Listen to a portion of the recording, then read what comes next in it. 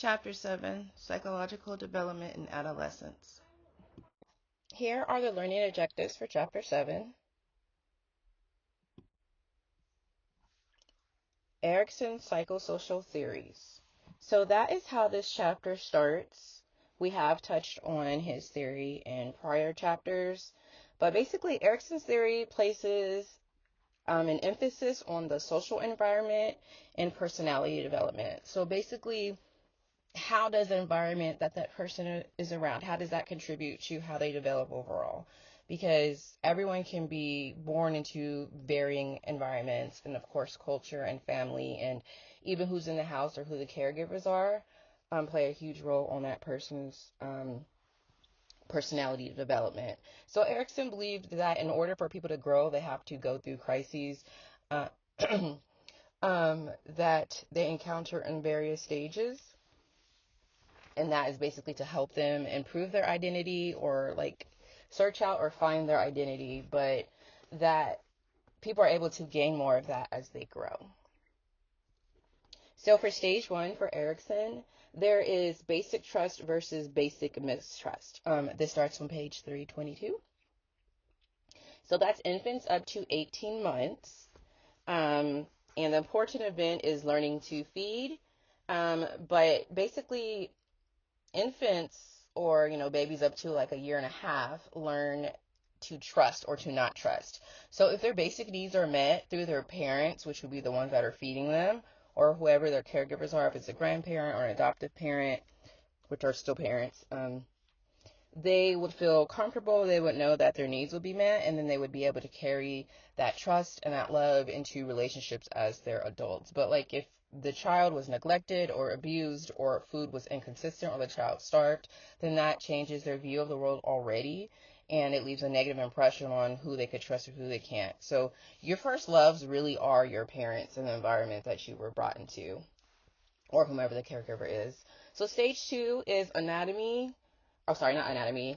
Autonomy versus shame and doubt. So that's between the ages of 18 months to 3 years. There's an emphasis placed on toileting, so it's like going to the restroom, getting potty trained, um, trying to communicate that they need to relieve themselves in some way. So they basically are learning to accomplish things. And when children have the support to accomplish things, they grow a positive self-concept. Now, if a child does not have the support from the parents or um, other family members around them, then they could start to feel insecure. And that also has an effect on who they are when they get older. If someone has self-confidence and self-worth, they're able to try new things, they're able to learn, they're able to believe in themselves. And of course, the opposite would be for those that are insecure. They will not believe in themselves, they won't try new things, maybe they won't push themselves further in life. For stage 3, there's initiative versus guilt, and that is ages 3 to 6 years old, where they think about moving. So children are very active. They're running, they're jumping, they're playing. That's how they learn about the world. That's how they explore. If they are able to do that within the guidelines of their parents, they're able to feel safe and certain and trusting in themselves when they're exploring and knowing their parents are nearby. They know they could go to them if something happens. But if the parents aren't there and the child, experiences some negative things, maybe falls or injuries, where there isn't like a parent to console them or a loved one to console them, they have to deal with it themselves. Um, that will become more guilty and they're less likely to pursue things as adults. They may just become people that look at life. They just like keep working. They're passive observers. They don't like start things, create things. They might not even accomplish things, but they might just do like the bare minimum because they were never taught that it is important that they're doing a good job with their exploring and learning. In stage 4, there's industry versus inferiority, and that is from the ages 6 to 12 years old. And basically, they need to be productive. They need to have a place in society, and that's when they start to learn about who they are or what they like or what they don't like. They're able to get better at activities. So this is a good time to have kids participate in sports, try different instruments. Definitely, if you haven't already started, have them maybe learn another language.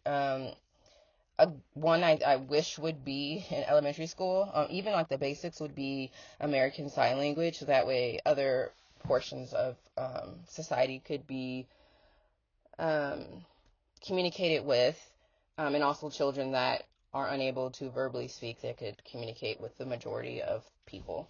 Basically, children during this age also learn to compare themselves to one another.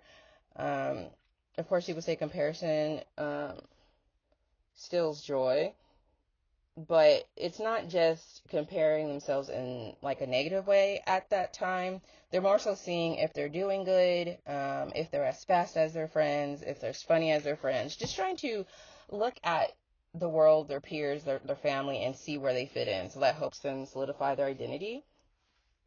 Um, and if they realize that they're not doing well and there's no one there to support them when they're trying and accomplishing things, then they'll feel inferior, and then they might not do well in school later on, and they might not have good understanding of relationships. Stage 5 is identity versus role confusion, and that is in adolescence, and it deals more with peer relationships. So this really helps kids in adolescence explore um, their own identity. So they look at who they are, who they want to be, how their family views them, how their friends view them, and if those are things that they subscribe to or things that they don't believe. They also start to realize that there might be conflicting roles. So they might go through role confusion if they're not able to integrate that properly with the love and support of community members, family members, positive teachers, positive role models, and then they might be confused of who they should be or how they should act, because they're trying to figure out who they are. And at first you're doing what your parents want, then you do what your friends want, and then you start to think to do what you want. Stage 6 is intimacy versus isolation, and that's in young adulthood and deals with love and relationships. So most people want to be intimate in a way where they can share their secrets, talk about their wishes and dreams without being judged. They want to share something close with somebody, and that actually helps people learn about themselves. If they're able to do that in a positive way and have some good experiences, of course, there's going to be heartbreak and all that, but for the most part, having good experiences and understanding who they are, then they are going to be able to accomplish that stage and get intimacy versus being isolated, being alone, not having a partner, not having close friends. That can lead to depression later on. So stage 7 is generativity versus stagnation, and this is immature adulthood. So people want to produce things, they want to be known for doing something. So people might identify more with their careers, or they might even change their career. And they start to think about what they want for the next generations. So sometimes you might see people talking about the future, and how they want things to be, and maybe wondering why people who are older are trying to control things. It is natural for them to think beyond themselves because they know their lives are going to be coming to an end. Not immediately, but they want the world to be better for their future and their offspring. It might not be something that everyone agrees with as far as how they view the future being better, but there's various, ideas of what people want for their future and for their offspring. If people don't feel like they did well in adulthood, or they didn't accomplish things, they didn't have the family they wanted, or maybe they're alone, they might be discouraged, they might not progress much more in society, and they might not be productive. In stage 8, that's ego integrity versus despair, and that is old age. So when people reflect back on life, so they think about what they've done, what they didn't do, what they wish they did. If people have a sense of peace, that makes them like really happy. Um, just having that sense of peace, just understanding that they've accomplished things in life, and they're happy with it, versus those that don't feel like they got to live any of the life they wanted. They didn't explore things, they didn't travel, they didn't meet new people, they didn't create anything, they didn't have the job or jobs that they wanted to try. And they might have life crisis, go through despair, be pessimistic and negative, depressed. They'll never, or during that time, they won't reach ego integrity. So moving on to implications of identity formation. So that's very important, because people need to figure out what they want to do in life, who they want to be. They want to identify this sense of their own identity. So people do that by experimenting. They might change their hair, they might change their clothes, they might join different clubs, they might leave the clubs, um, they might get different jobs, part-time jobs, date different people. They might explore religion and spirituality. So if people do grow up with religion, and if they do take a break or leave it for a while or explore more, it's usually during that time of them trying to find themselves. A lot of people might return back to their religion, or they might, look at some other religion and feel like that one fits them better, from their own perspectives as far as how research goes. People look into their morals, beliefs, experimentation as far as drinking or maybe using substances. Of course, not everybody. They think about different hobbies and interests. Um, so when people get to a psychosocial moratorium, it's basically the free experimentation that people go through where they reinvent themselves, and that's usually something that happens through their 20s. So people are able to integrate things that they learned earlier, or the parts of themselves that they liked that they grew into, and integrate that into who they are now. And they might question, reevaluate, and experiment. They also might want to change the world and be more active. So if you see students speaking out more or questioning things with parents, it's just because they're learning about who they are and what they believe. And if they're able to do those things and have support and feel love and support from their family, they're able to have a positive sense of self and then continue on with their lives. And of course, they're going to get to that point where they settle down and don't question as much because they figured it out. But if they don't go through that process of any type of experimentation or trying different classes, different organizations and all that, they might be disenchanted and apathetic and just feel like there's no point in life. So it's very important that people find out who they are, have a self-concept, believe in themselves, try new things, and they can make positive changes. Now, moving on to Marcia's categories of identity. So there's identity achievement, and that's where people make intense decisions, and they try to develop their personality by experimenting, having career decisions, thinking about their statuses. So, Marcia believed in her theory that people go through foreclosure, identity achievement, identity diffusion, and moratorium. So identity achievement is when people make all these decisions and experiments, and they're basically trying to see like who they want to show who they are to the world, and then who they are. And then foreclosure is when people have never experienced certain things. They didn't get to make decisions about who they wanted to be or what they wanted to do, or trying different jobs, or deciding, which classes they want to take. And that's part of like what undergrad is about. They basically don't feel like they're able to reclaim some of that. They might feel like they missed out. There's identity diffusion, and that's where people have a hard time making decisions and directions. They're having an identity crisis. They don't know what to do. They don't know what they believe in. They don't know what their career should be. They don't know what they're good at. They might have low self-esteem and lack resolution. And then there's moratorium, and that's where people have a lot of anxiety, and they might be frozen on, accomplishing things, or procrastination.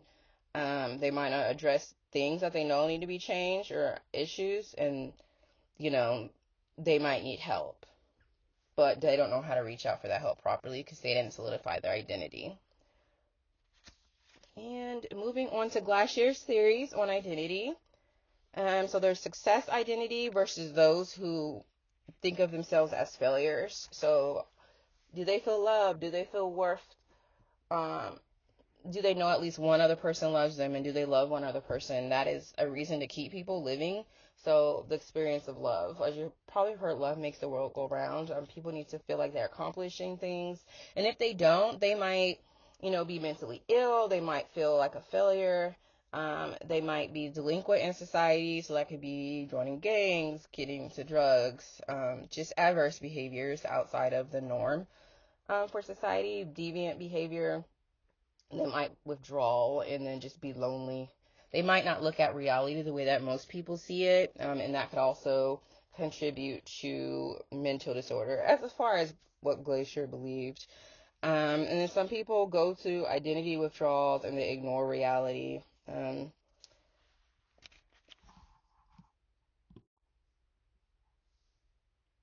Examine race, culture, ethnicity, and identity development. So there was some research done according to the textbook by Hicks, Kale, Finney, and Kavanaugh. And they basically believe that people go through, young people, adolescents, and young adults, and middle adulthood, they go through a part of their identity where they start to look at their culture, their race, their ethnicity, and what they identify with and what they don't identify with. They might say things like, oh, that's what my parents believe is outdated, or they might say, I like some of these traditions and I want to incorporate this into my current life because I believe in them and it makes me feel good.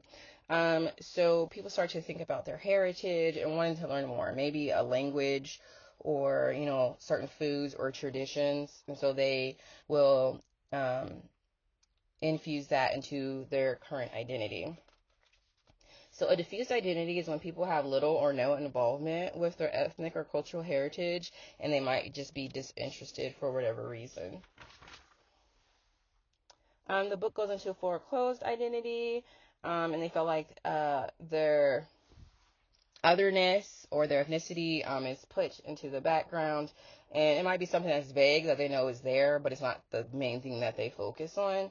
And they might not celebrate certain religious holidays, or they might not participate in some activities from their culture.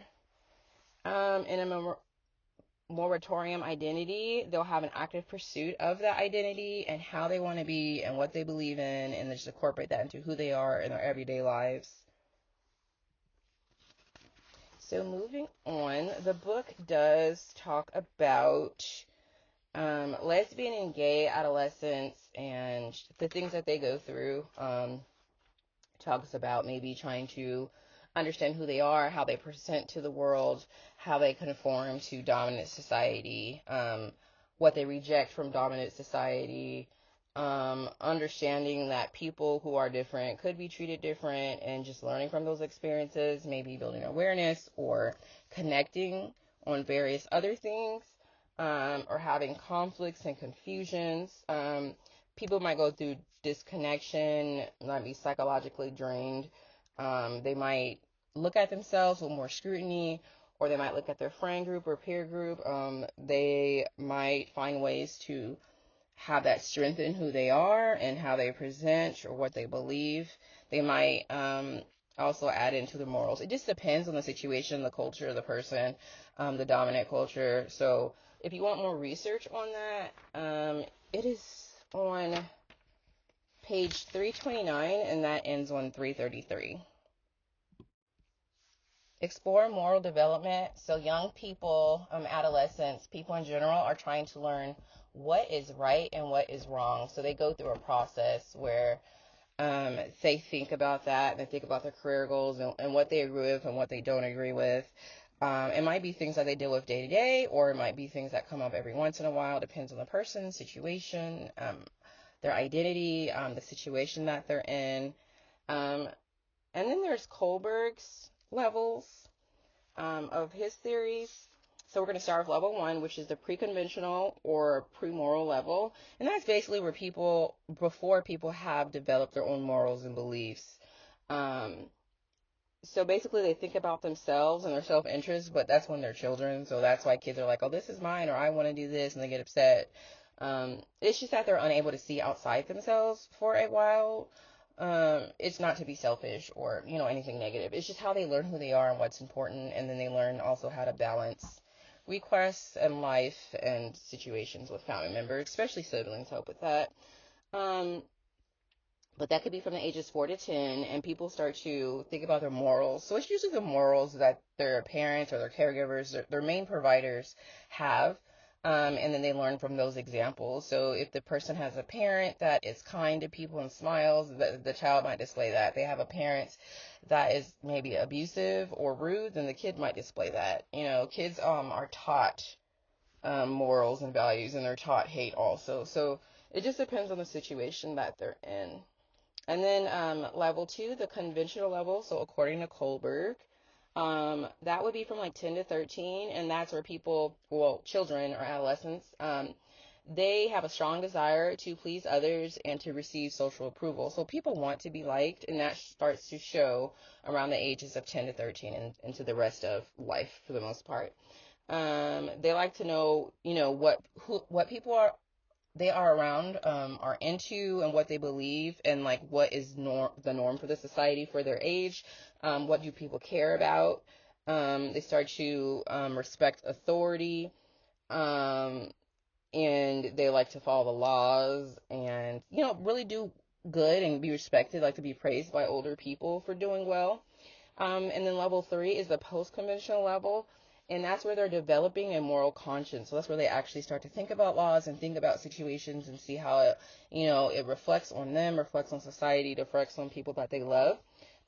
They become autonomous, so they're able to think independently, and have their own experiences, and maybe they have more certain values that they believe in that they want to spread to others, or maybe they have some behaviors that they want to adjust in themselves because of what they experience and how they're coming to their true selves. So that's just when true morality is achieved. So they understand social accepted laws and principles, but they might start to think about how the law is justice, public welfare, just internalizing some of these morals and thinking about them. Gilligan's approach to moral development. So Gilligan basically had some differences than Kohlberg when it comes to these approaches. Um, Gilligan believed that women dealt with things differently than men do when it comes to the pre-conventional levels that we went over of moral development for Kohlberg. And they believe that because basically they say that women understand stuff and internalize stuff differently than what men do typically. So the book only goes over um, what the theory is when it comes to women. So this a justice perspective is basically seeing how they function independently from maybe the social norms or mainstream society, and they think of things on an individual basis. They think of what's this person's situation versus like a blanket statement over a group. Also, that they like to have connectedness and they like to think of themselves while also thinking of other people, and that they place their morals on themselves and other people in order to do what's best for others. Um, so Gilligan and Associates believed that they have a lot of commitment to this and doing good for others. So they want to focus on their personal self-interest and their personal survival. And they go through a transition. So the first one is transition from person selfishness to responsibility. So they like to think about what they care about and how to gain positivity from that, but also that they are responsible for other people, not just themselves, and also responsible for the unborn. Um, and they like to acknowledge that whatever choice they make is going to affect others. Level 2 is goodness as self-sacrifice.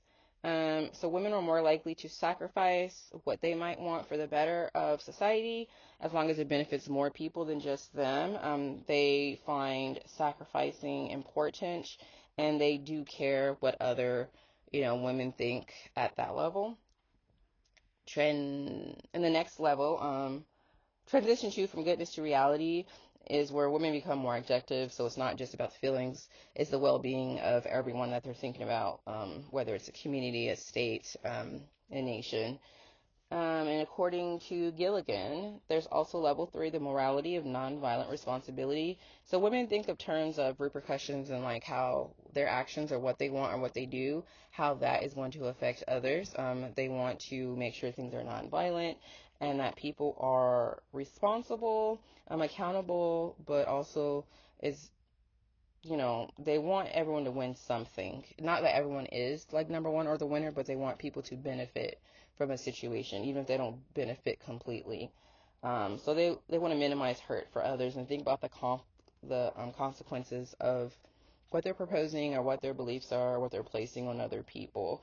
And they have the ability to make moral judgments. Fowler's theory of faith development. The textbook looks at research and says spirituality is one's values, beliefs, missions, awareness, subjectivity, experience, sense of purpose and direction, and religion is a set of beliefs and practices of an organized religious institution. And then it gives some examples of different major religions in the U.S. and that spirituality and religion or it could be both, are a source of empowerment for people. So moving into Fowler's 7 stages of faith development, we start with primal or undifferentiated faith from birth to 2 years of age. And that is basically where infants learn what's safe or what's not safe, who they can trust. They learn to express language and thought and develop relationships. Stage 2 is intuitive project faith. So that's from ages 2 to 6. And they're basically learning from the models around them. They learn about spiritual languages and experiences. And if they're exposed to any religious ideology, then those will be things that kids repeat. They might not fully understand it because they're only, from ages 2 to 6. But that does become part of their life and part of their self-concept. So kids are egocentric and they might just, think about what they want. However, they do listen and soak up all the experience they're getting from family members and religious institutions. Stage 3 is mythic, literal faith, and that's from ages 6 to 12. So that's when kids develop a concept of thought, and stories are important for them and getting them to learn about spirituality or religion. They need dramatic representation, so there's cartoons, there's books, there's experiences with family and other religious scholars in their community. They look at spiritual symbolism for things, and it helps kids be able to tell what's real and what's not real, and they follow the lead of their family members when it comes to these things. Then we go to stage 4, which is synthetic, conventional faith, and that's for ages 12 and older. They develop their own ability to form a concept and apply this information in a new way. So they might learn something about spirituality or religion, and they might apply that to a new situation that they're in, for the betterment of themselves and who they're around. They're now exposed more to social media, to school, to more peers, and so they're able to think about religion in ways of how it can help them through certain situations they might go through, from the ages of up to the age of 12, the ages of 12 and older.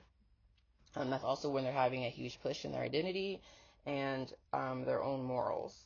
Stage 5 is individuative, reflective faith, and that's, early adulthood and beyond. It doesn't have an end to this, an exact age end. But basically it's making sense of who they are, and they think about conflicts and values and things that are going on in the world, and think about things through the lens of their faith. They might question some things. They might have to come back to some things. It just depends on what they're going through.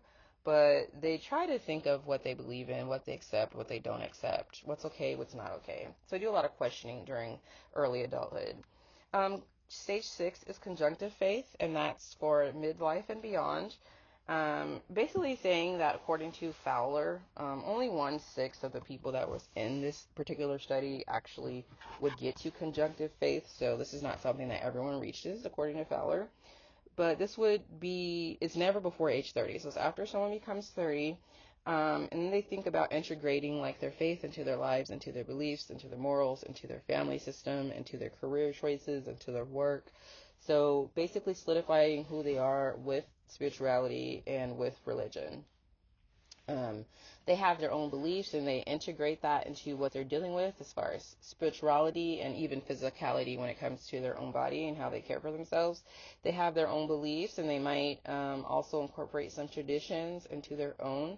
And they think about justice and a passion for it, and they look through it through the lens of their views and their morals and religion. Stage 7 is universalizing faith.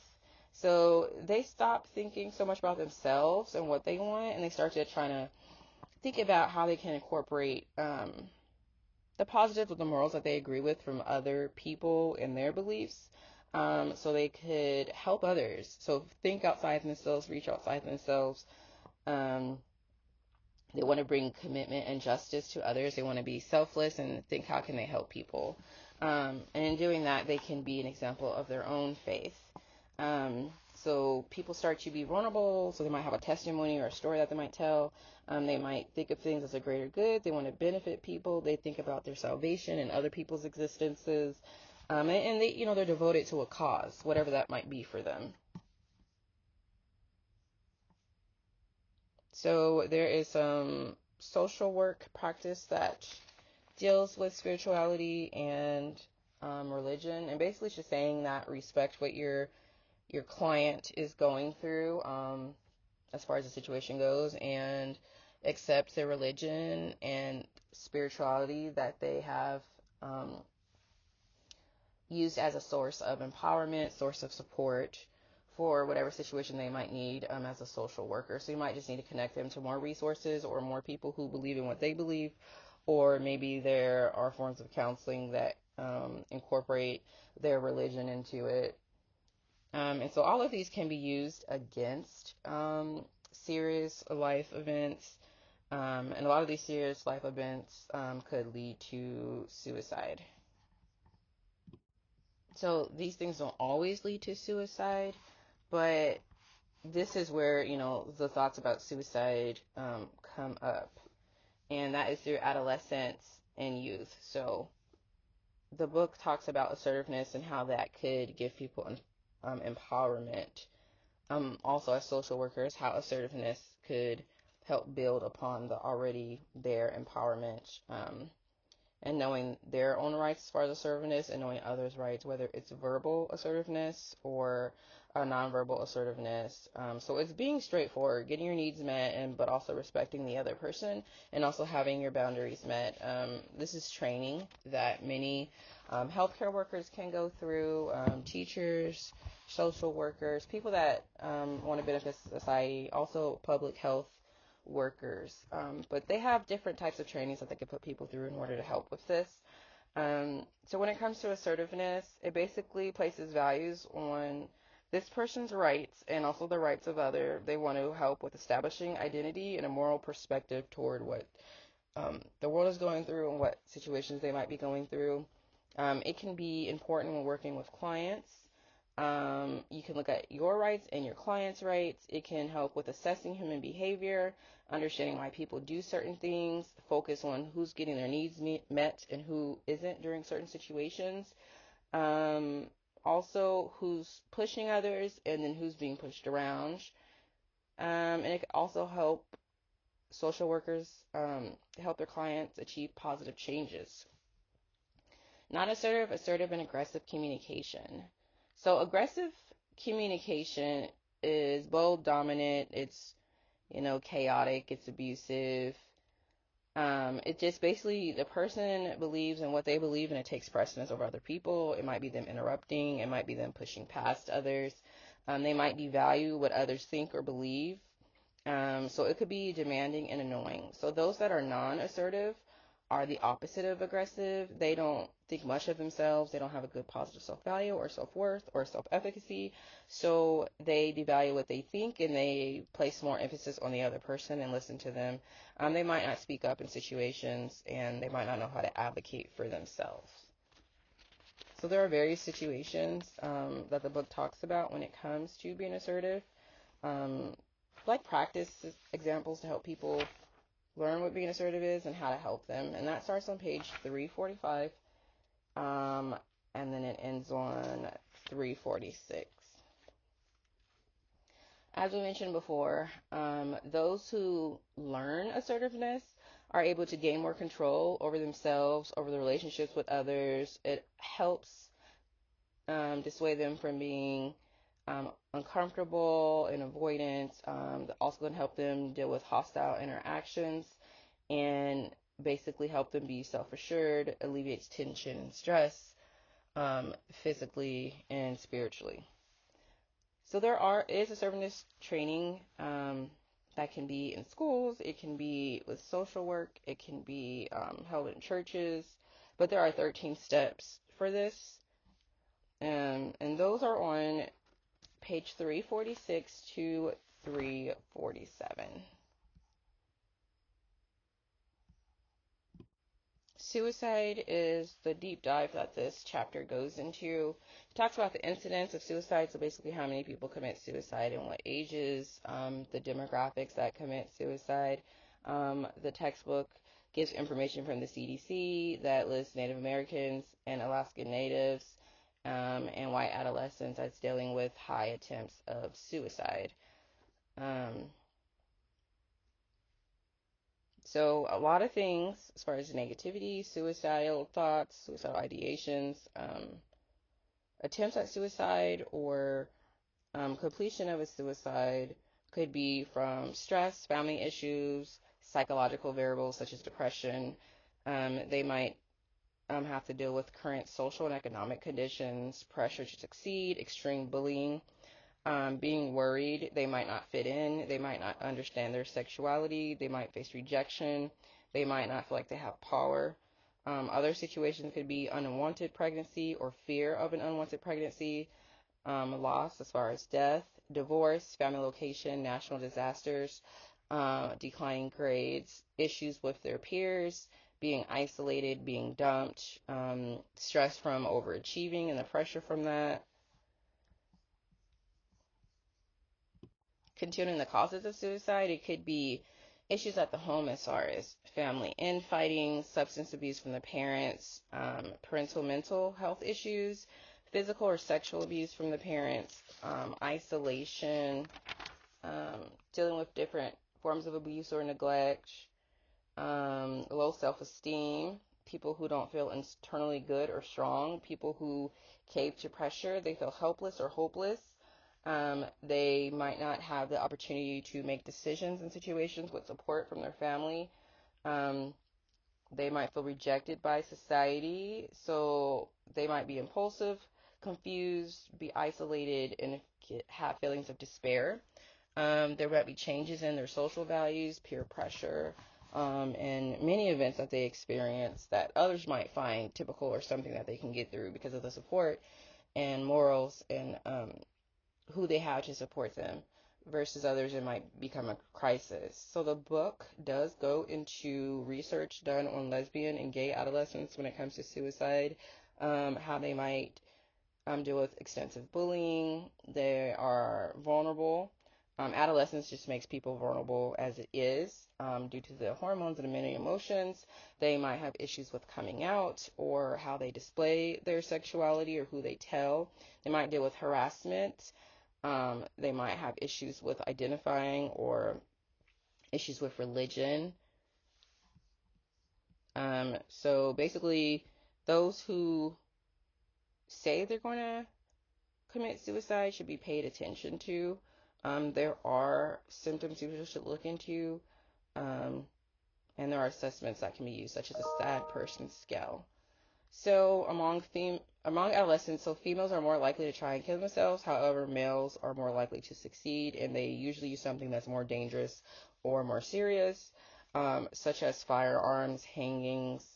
So that's why males are able to complete their suicidal thoughts more likely than females. It talks about the ages of adolescents and then those who are older than 65 and are single. It says older white males are at risk, and it's usually those that have been divorced. Um, Depression, or anybody going through any type of depressive disorder where they're unhappy, they might have a psychiatric condition. Low energy, helplessness, worthlessness. They don't feel like they can make decisions. They're unable to be happy. They might have weight loss or weight gain in a short amount of time, and they might just keep thinking about the ideas of how to end it or when they're going to end it.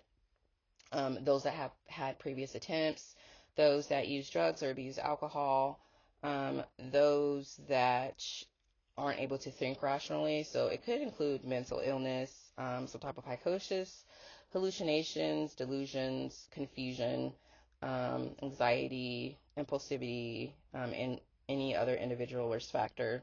It also talks about lack of social support, so not having anyone that cares about them, not feeling loved, might be a loved one that died, or knowing someone that committed suicide recently.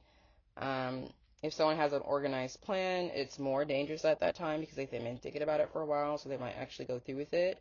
It talks about people that are single, but only in the way that they are divorced, and then those that are widowed. Um, it doesn't talk about people who are single and have never been married. It's those that have been married and are now divorced or widowed, that are lonely and isolated. Those that are sick or deal with a chronic illness that changes their lives or places limitations on them and what they can do as far as contributing to society or working or experiencing things because they're chronically ill, no matter the age. Also, changes in mood. So it says rapid mood changes and the general attitude. They might be severely depressed and withdrawn, or they might be super happy and cheerful all of a sudden. Maybe because they have a plan and they feel like the stress is gone because it's going to be over soon. People might give away their personal possessions. They might talk about what they're going to do. They might have a plan. They might have a family history. They might have had a recent traumatic event or something that they went through. They might have found out about someone else's suicide. So a sad person scale, as far as research goes, can be used from medical students, but then also um, mental health providers can use this and social workers. So there is a scale that is highlighted on page 355, but this is basically 354 and then 355.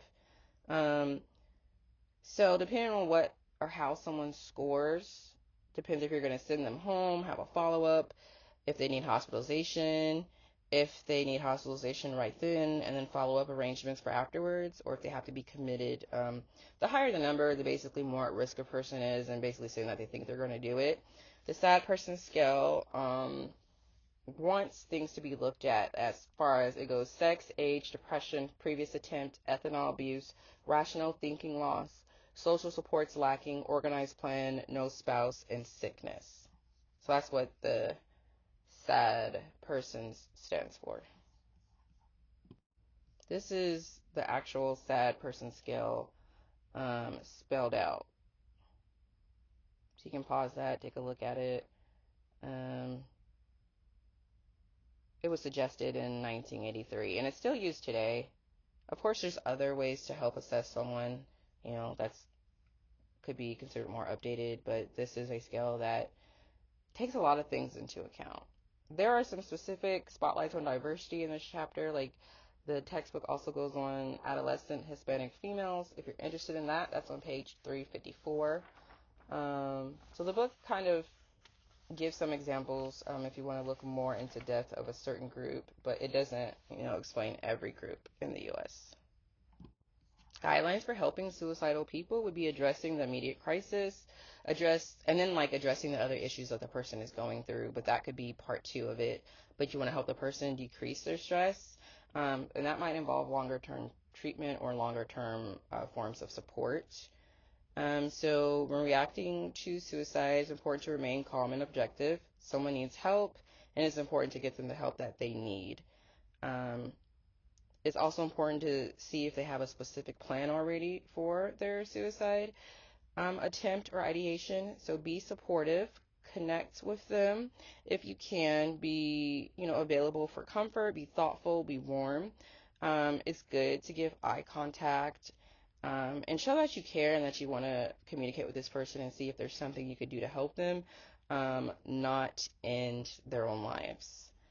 Um, don't dismiss their emotional pain and whatever they might be going through. Just listen and give advice as far as social work goes.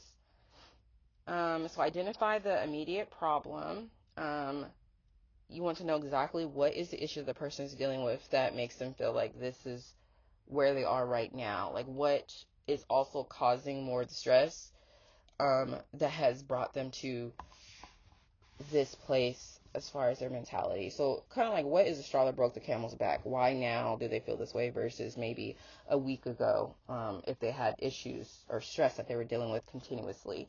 Identify their strengths. So what are they good at? What do people know them for? What do people appreciate them for? Maybe try to remind them that they do matter more than what they think and they do touch people's lives. Just think about what you already know as far as positives for them. Decrease their isolation. So it's great to get them into support groups, get them, to go outside, to experience nature, to work in some type of self-care or to participate in self-care so that way they can have some feelings of happiness. And explore, what has helped them before in the past to help them cope. Was it medication? Was it therapy? Was it talking to a loved one? Was it, thinking about all the things that they have accomplished so far? But basically look at what has helped them before. And if, this is their first time in that situation, think about what has helped someone that is like them, whether it's their age group, racial group, any gender identity.